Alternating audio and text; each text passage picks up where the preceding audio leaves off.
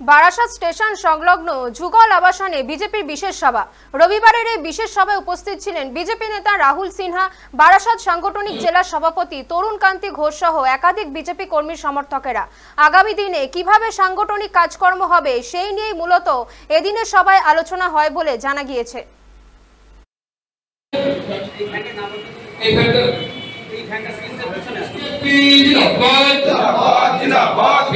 আমাদের এখানে জেলা কমিটির বৈঠক, জেলা কার্যকরিণীর বৈঠক, তরুণদার নেতৃত্বে এই বৈঠক, এবং এই বৈঠকে মূলত আগামী দিনের বিজেপির কার্যক্রম, আগামী দিন সংগঠনকে আরো বেশি এখানে জোরদার করার জন্য কি কি পদক্ষেপ নেওয়া দরকার, এছাড়া সমাজসেবামূলক যে সমস্ত কাজ আমাদের পার্টি করছে, সেটা বৃক্ষরোপণই হোক, সমাজের অন্য স্তরের সেবা হোক, সেই সমস্ত সেবা নিয়েও ভারতীয় জনতা পার্টি কাজ করবে। ভারতীয় জনতা পার্টি শুধু রাজনীতি করে না, সেবার সাথে মানুষকে নিয়ে তারা রাজনীতি করে। অতএব সেবা এবং রাজনীতি এই ধর্মকে পালনের মাধ্যমে রাষ্ট্র এবং রাজ্যকে রক্ষা করবার কাজ করে।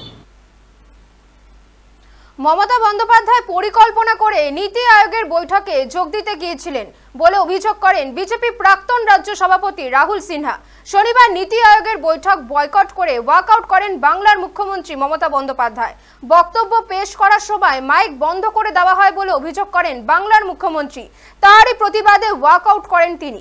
এই প্রসঙ্গে বিজেপি প্রাক্তন রাজ্য সভাপতি বলেন, ওয়াকআউট করে প্রেসের নজরে আসতে চেয়েছেন।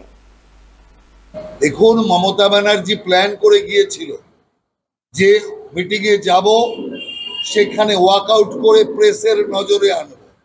আমি এটা দায়িত্ব নিয়ে বলছি। কেন?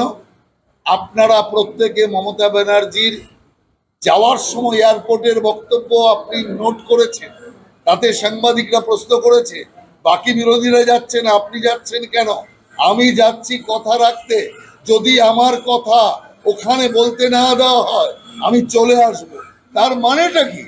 আগে থেকেই পরিকল্পনা করে গিয়েছে যে ওয়াকআউট করে মিটিংটাকে পণ্ড করার চেষ্টা করব। মিটিং তো পণ্ড হয়নি, উল্টে মমতা ব্যানার্জি কালিমা লিপ্ত হয়েছে, বাংলাকে সম্পূর্ণভাবে অপদস্থ করেছে, বাংলার সুযোগকে নষ্ট করেছে মমতা ব্যানার্জি।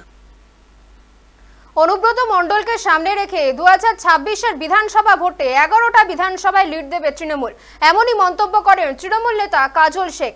রবিবার কাজল শেখের মন্তব্যের পরিপ্রেক্ষিতে বিজেপি প্রাক্তন রাজ্য সভাপতি রাহুল সিনহা বলেন, বিধানসভা ভোট আসছে, এখন একটু অনুব্রত ভজনা করে কাজল শেখ কিছুটা এলাকার জায়গা দখল করতে চাইছে। এখন বিধানসভা ইলেকশন আসছে, এখন একটু অনুব্রত মণ্ডল ভজনা করে কাজল শেঠ কিছুটা এলাকার জায়গা দখল করতে চাইছে, অনুব্রতর অনুগামীদের নিজেদের পক্ষে আনতে চাইছে। এ তৃণমূলের ভেতরে যে লড়াই চলছিল, সেই লড়াইয়েরই ফল বলে আমি মনে করি।